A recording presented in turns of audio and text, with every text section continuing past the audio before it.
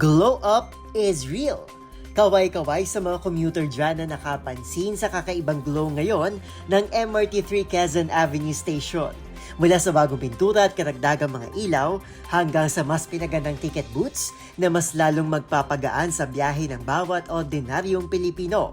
Pero ang mas agaw pansin sa mata ng publiko, ang pangmalakasang revamp sa kanilang station signages at wayfinders na hindi lang malamig sa mata at mas madaling mabasa, kundi mas commuter-friendly na rin, lalo na para sa mga turista at mga dayo sa Maynila.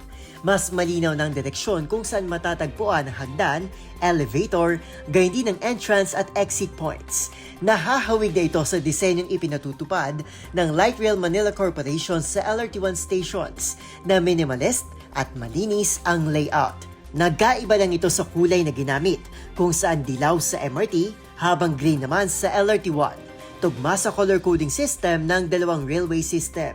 Gayon din sa karagdagang station code na YLO2 na tumutukoy sa Quezon Avenue bilang ikalawang istasyon sa Yellow Line gaya ng coding style sa Japanese train lines. Ayon sa pamunuan ng MRT, bahagi ito ng kanilang rehabilitation project na layong pagandahin ang mga istasyon at pagaanin ang buhay commute ng mga Pilipino. Samantala, nagpahayag naman ng galak ang mga netizen sa malaking development na ito, bagay na inaasahan nilang maipatutupad na rin sa LRT2 upang magkaroon ng mas uniformeng itsura ang tatlong pangunahing train lines sa Metro Manila. Para sa DZRH TV, ito si Arnold Herrera. Una sa Pilipinas, una sa Pilipino.